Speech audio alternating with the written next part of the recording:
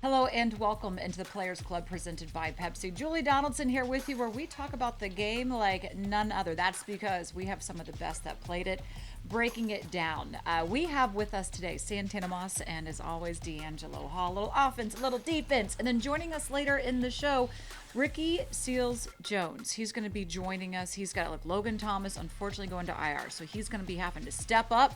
As you guys know, next man up mentality. So looking forward to seeing how he is prepared for this upcoming game. But guys, before we get into the Saints coming to town at FedEx Field, holy moly, wow, what a roller coaster of emotions that game What do you was. expect? What do you expect from this team? And not to cut you off. Look, I go into every game with no expectations because I don't want to get too high, get too low. But just to see that we able to prevail even when we put ourselves or kick ourselves in the butt, man, I'm just satisfied with just knowing we got out of there with a W. Well, how do you feel like long term? That's my thing, Yeah. because I love that we got to win. And obviously, my former team, the Falcons, I wanted to beat the snot out of them just because the way they did me.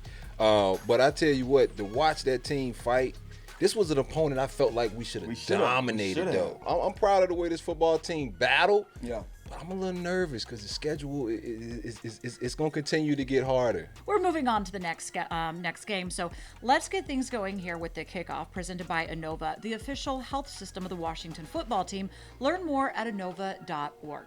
New Orleans comes to town, but this is not a team that we're used to kind of seeing. You know what you're going to get from Sean Payton, one of the best coaches out there, right? Mm-hmm. But you're used to Sean Payton and Drew Brees. You got Jameis Winston in there. So what do you expect from this offense? Because, D, they're coming in here where they're running the ball over 60% of the time.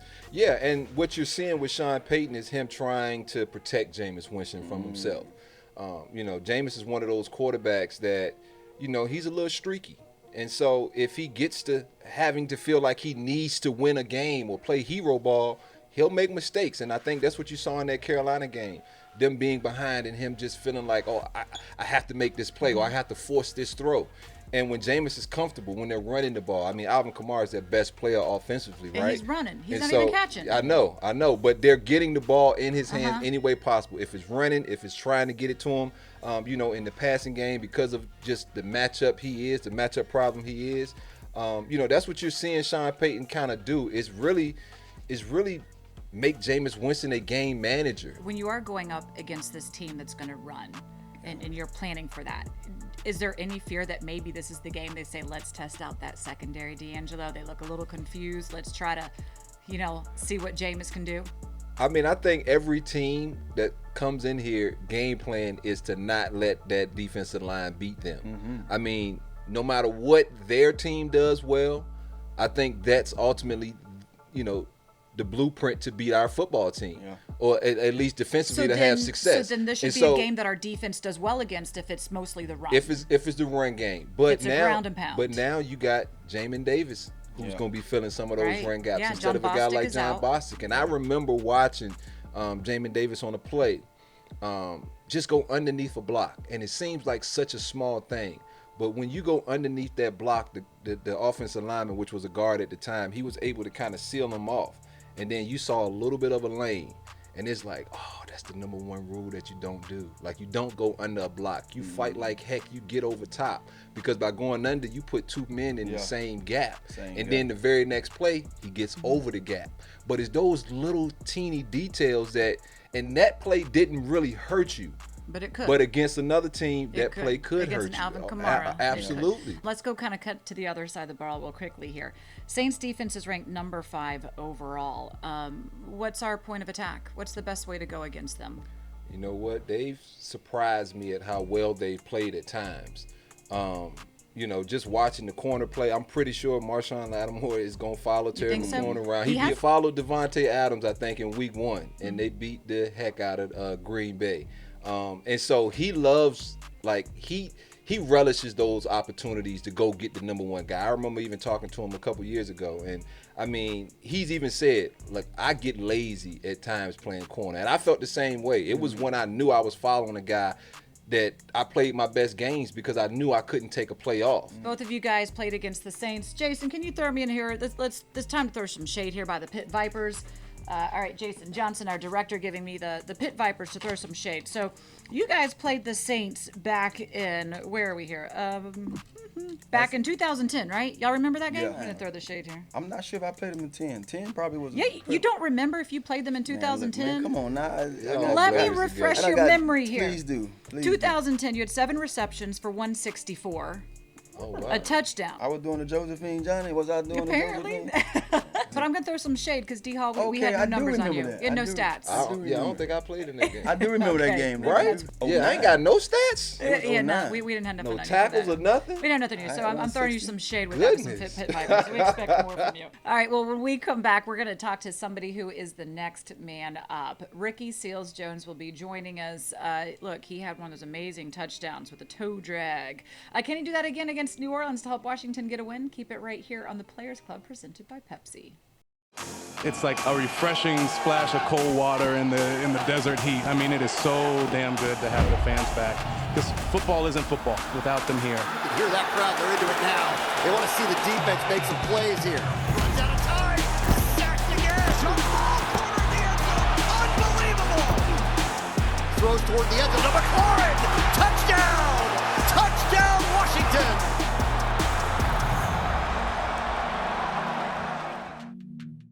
The Players Club is brought to you by Geico. Saving you money on car insurance has been in Geico's playbook for 85 years. So what are you waiting for? Visit geico.com today and see all the ways you could save. Right now, Hondas are going pretty fast, but new models are coming in soon, like the 8-passenger Pilot, the ready-for-anything Passport, or the versatile HR-V. So if you want one, you should put your name on it before somebody else does. Don't miss your chance to get a new Honda, U.S. News & World Report's most awarded brand of the last decade. Reserve yours while you still can, now at your local Honda dealer. Imagine coming home to a place where the fun never ends. A happy community set in beautiful rolling horse country, where the custom homes and villas are extraordinary and the Jack Nicklaus signature golf course and other amenities make every day another reason to smile. Visit Creighton Farms and you'll see it's happiness on a grand scale.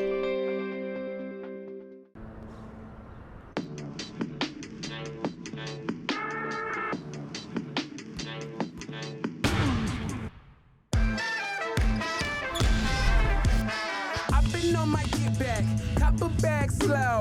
You would never see that. Use the trap though.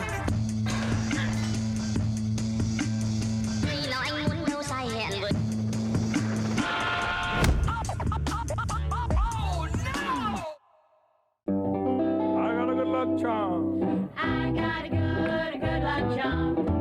Take everywhere I go. I got a good luck charm. Everywhere I go. Wherever road may lead, this old valley deep, I'm a holding key.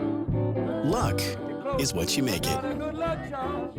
Play new Lucky Scratch-Offs from the Maryland Lottery. Hey Washington fans, Alex Strymel from Box is here to tell you that you don't have to wait for the big game anymore to get in on the action. With Box's free-to-play games, you can pick boxes every day and win huge prizes across all your favorite sports. All you have to do is pick a box, match your numbers, and win. So download the app now and start playing today. Games are completely free, and players can win official Washington football team merchandise and other great prizes all season long. Boxes, it's anyone's game. Welcome back into the Players Club, presented by Pepsi. It is time now for our Pepsi Player Profile, the official soft drink of the Washington football team. And joining us now is Ricky Seals-Jones, the tight end. Already had some amazing plays for this team, but man, his number's going to be called this week coming up. Logan Thomas is down. Is it already a different workload in practice for you? Yeah. Yeah. A lot more. But it's good, you know. I prepared for this, so you know, Logan's out, and we're just gonna try to do our best to not miss a beat and keep this ball going, you know. Tell me, how's it like, and you know, just having this opportunity? I'm not sure if you had this opportunity anywhere else. I know you've been to a few other teams, but now, you know, we always say on this level, me and D Hall seen a lot of these opportunities present themselves to guys. What is that like going through your head right now? This is an opportunity that, look, I understand this team, we might get Logan back later on, but there's a lot of other teams out there that's watching what you do. So what's going through your head when it comes to just, what's at stake right now for you? That's a good one. I think mostly just going out there and just not trying to be too perfect. You know what I'm saying? A lot of guys, when they get the opportunity, want to be too perfect, and that's when you mess up. I feel like just go out there and have fun. You know what I'm saying? If you mess up, don't worry about next play, because if you get to thinking about it, it leads to more and more mess up. Can't let that play beat you. You know what I'm saying? So I just like to go out there and just clear my head, play call, go through my reads, my stuff in my head, and just do my thing. Hey, look, so Taylor Heineke popped his head in here and said, "What's up, Ricky?" right before we started off. You've played with some guys like Patrick Mahomes, Baker Mayfield. How do you kind of see Taylor Heineke? I'm not quite calling him those guys. Right. But, what similarities do you see in just the way those two, all those quarterbacks kind of handle themselves, and even the improvisation that you kind of see those guys do on the field? I think it's mostly that dog mentality he got, that willing to risk it. And a lot of quarterbacks, don't want to be that or do that. Play it safe. Yeah, they want to play it safe. But, you look at Pat, Bake, even Josh from the Bills, them boys do or die. They willing to risk it because they know, if I throw this up, I'm gonna put it up to the receiver's hands to make him make that spectacular. He gonna put it in you. Yep. You know what I'm saying? He gonna put that confidence in you. So what does that do for you though? To know you got a quarterback who has that confidence in you to say, hey, I'm gonna throw that up. Hey, I know you covered. Right. But I know you can beat that guy. Just that trust, that confidence that he know, and you know that, hey, you know what I'm saying? If something go down or something bad happen, he gonna throw it up regardless and just make a play. And you go out there every day and you know what? I'm gonna go hard for that man. Yeah. That man out there risking, saying, letting you know, hey, Rick, or whoever, if you cover and I feel like I can get it, I'm gonna get it there. So in my head, I'm like, well, cool, then I'm gonna go try to make something happen. You know what I'm saying? Speaking of moments, because it just by D Hall bringing this up, what was that moment like in the Giants game? You know what I mean? He gave you opportunity. Look, it was beautiful too. No one could imagine him saying, "I'm coming to you, Ricky." He was gonna throw it. And the whole week we ran that route. I'm pretty much dead. Yeah. And I'd be sunrise, man, I ain't getting the ball. I'm not getting the ball unless it's scramble drill or, something happened like that play. So I went out of practice and just did the same thing over and over, repetition. And he threw it up and the rest was history. But it was perfect though when you think about it, man. Your size against that. He threw that ball is 10 out of 10. One of that area he put it. Yeah. You couldn't stop that even if you wanted to. That placement. And it was all about you making the play now. You know what I'm saying? That's Give just you the opportunity. Us going out there and doing what we supposed to do day in and day out. Yeah. That preparation. See, I like that. You don't want to do too much. Yeah. Do your job. You know what I'm saying? If it come your way, it come. If not, shake back to the next play and regroup. So, that was a big time throw by him, man. How is Heineke in the huddle? He's more confident. When he closed the huddle, he's spitting out the play, but you can tell it's with some authority. Yeah. He really trying to let you know, hey, this might be it. This play right here might go all the way. And so when he come in, you could just tell he got that confidence that you want in a QB. No matter if we down or up, he steady coming in the huddle and having that authority. Let's go. You know what I'm saying? This drive could be the one that make us go and make us shake. And so when you have that type of person, you really in the huddle, really okay, bet. Let's go do this thing. Yeah. I ain't never had a moment when I've been in the huddle where you could look on his face and see doubt or that's big. It's over with. Let's just finish it out. He really in the huddle, hey bro, we still got a fighting chance. Yeah, that's the key. You know what I'm saying? And when you have a quarterback like that, they go a long way. When you think about practicing with a lot of these guys on this defense, who's been the toughest, I guess, DB? I mean, who's covering you? Safeties, linebackers? Who's been the toughest guy to really, I guess, get your rocks off on? I'm going to say Shays. Is it? Me and Shays have history in A&M. Oh, okay. Shays my guy. So, I said they we got get history. Out there, we really be battling it out. Because it's just like that I want to know more about this history. Like y'all used to like go at each other in we practice. We used to bang in practice. Like at A&M, like some of them weren't going for none of that. Like that Oklahoma drill was real. Like really? we training camp. Y'all was getting it in. Oh, that was three of us, 3 DBs and 3 receivers, safety and a running back, and it was that whistle blows some dog like. So speaking of just having those dog days, when was your transition, or what was your transition like? Because I knew you had a little history playing receiver, and now you are predominantly a tight end. When did that come about? First day I got in the league, I got called by Arizona, and I decided to go there. The first day I walk into the receiver room. Who was in that room? Fitz, John Brown, J.J. Nelson, Britt Golden. Like they had. I remember those Andre guys. Roberts. Oh no. Okay. No, he had them been over here by now. Okay. Yeah. And then I walked in the room. But that was 2017, right, when you got there? Yeah. Okay. Receiver coach like, you good, Rook? I'm like, yeah. Like, what you mean? I'm about to sit there. He's like, oh nah, you're in the other room. Wow. So I walked in the tight end room, and that was it from then on. So man, that's hold on. So you mean tell me you played the wide receiver position for what, all of college? All of college. All of high school? Yep. So you never got a chance to do both? I never put the first day I put my hand in the dirt was in Arizona. In the NFL? Yeah. And when I put my hand in Bro, the dirt. how? Yeah, hold on, man. So what was your I was like, it's over with. Cause you now, but now I know it's over with from a standpoint of, all right, I get to route these cats up. Yeah. But what were you thinking from a standpoint of, you go from blocking a little dude like me to now having to block in the box, Chase, banging like trenches. All day. Yeah, 6'5", 260, 270. And let's not forget, like BA was a 3 tight end. We gonna run the ball. We don't care if you load the box. So when I got there, like it was the rookie OTA. BA called up practice with the rookie OTA. Like, tight ends, y'all really messing up practice. I'm looking at him like, I know. Like, this ain't what I do, man. I'm a fish out of water, coach. I ain't even know like right side, That's right hand down. crazy, left side. man. I'm really out there like trying to learn on the fly. That's and then crazy. when I got to vet mini camp and had Gresh and Troy Nicholas, they really brought me on.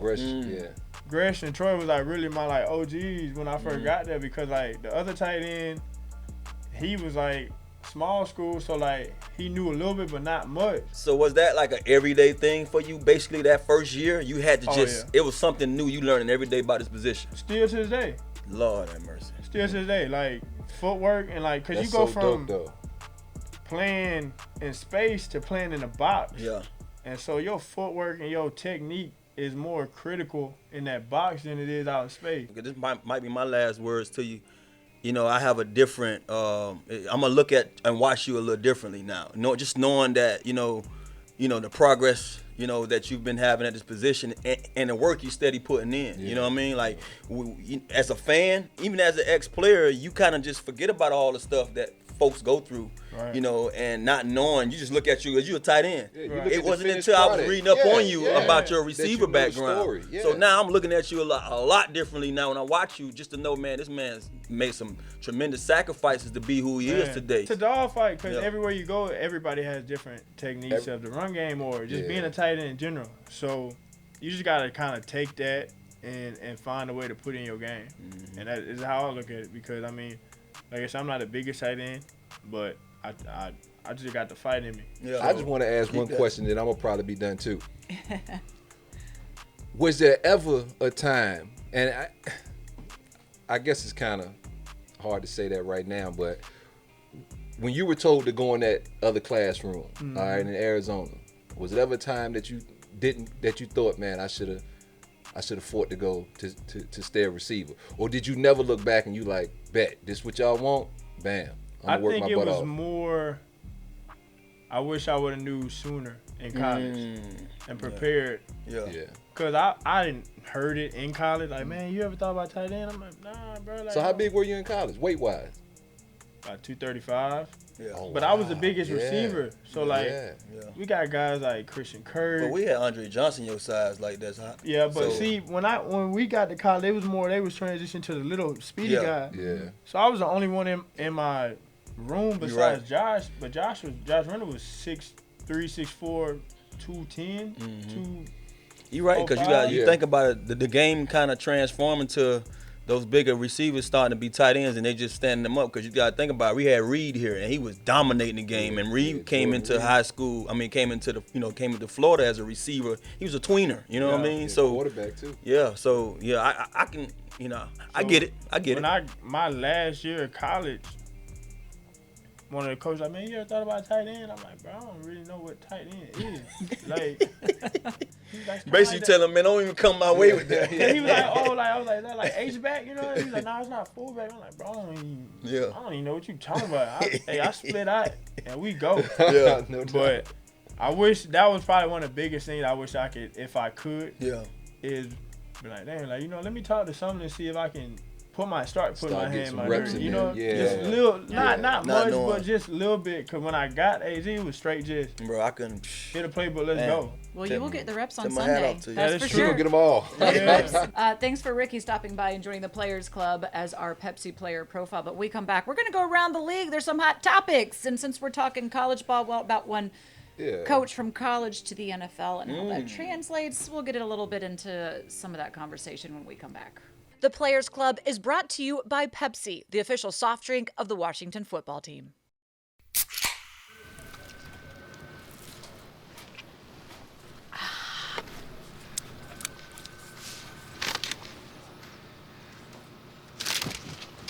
Wings, better with Pepsi. Welcome to Toyota's National Sales Event. Ooh, RAV4. It's a great time to save on the 2021s while they last. Ooh, Venza. Toyota's got an exciting lineup to choose from. Oh, Highlander, could you? Oh, sure. You have to understand, it's the National Sales Event. Right now, lease a Highlander for only $299 a month. Or buy a Highlander or Adventure Ready RAV4 and get special low APR financing for 72 months, plus $750 toward your down payment. Hey, that's my line. Toyota, let's go places. Right now, Hondas are going pretty fast, but new models are coming in soon, like the 8-passenger Pilot, the ready-for-anything Passport, or the versatile HR-V. So if you want one, you should put your name on it before somebody else does. Don't miss your chance to get a new Honda, U.S. News & World Report's most awarded brand of the last decade. Reserve yours while you still can, now at your local Honda dealer. We love our house. Been here for years. Yeah, but there's an animal in the attic.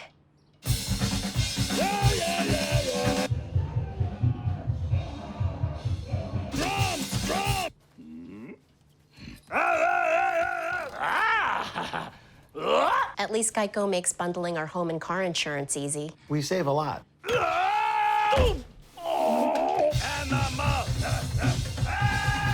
For bundling made easy, go to geico.com. My work has been viewed by 100 million people. My work helps save lives.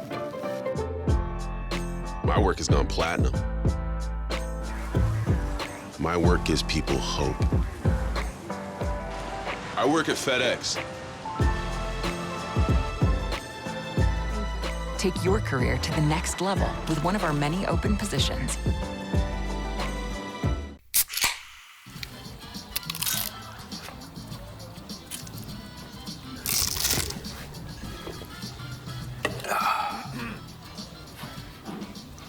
Nachos, better with Pepsi. Welcome back into the Players Club presented by Pepsi. It is time now to go around the league, and there were plenty of storylines for us to dive into on this one. Julie Donaldson, Santana Moss, D'Angelo Hall. Okay, guys, I got to start with the number one story out there in the NFL, and it goes back to a guy who was my coach at the University of Florida. And now he's coaching my home team, the Jacksonville Jaguars. But he found himself a little bit of hot water. Urban Meyer having to apologize to the guys. And owner says, Shad Khan says, they got to earn back our respect and trust. If you were in that locker room, D'Angelo, what would your reaction be to how this is going down?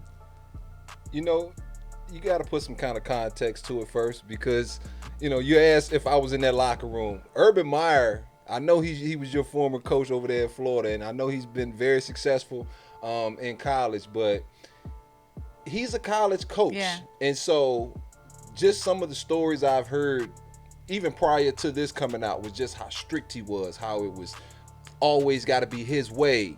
you know, and I'm sure he's had a lot of guys on that football team kind of pushing back a little bit by wanting to do things their way or trying to get him to understand that, hey, I'm a grown man, you aren't coaching, you know, kids anymore. To me, that man can't walk in there and say nothing to me. And I'm saying to me as a guy who's a proven veteran in that locker room, who, you know, has made plays, who has some years under his belt, who understands how this NFL works. I think when you look at him and the things that he had prior going on before this mistake, you see that he's still learning that on this level, it's a different ball game. You can't do what you did in the collegiate level. It is time now for our hot takes presented by Geico. Saving you money on car insurance has been in Geico's playbook for 85 years. So what are you waiting for? Visit geico.com today and see all the ways you could save. Hot takes for this week. And let me go with this one. It's the Think Pink game.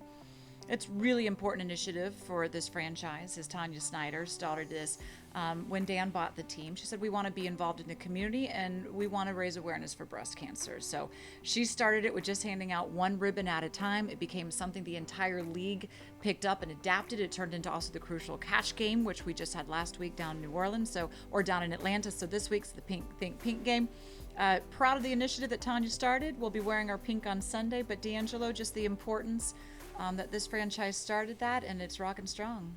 I mean, it's amazing. It's amazing because it's something that's kind of is known globally. I mean, not even just here. I mean, everywhere understands that, you know, Think Pink month.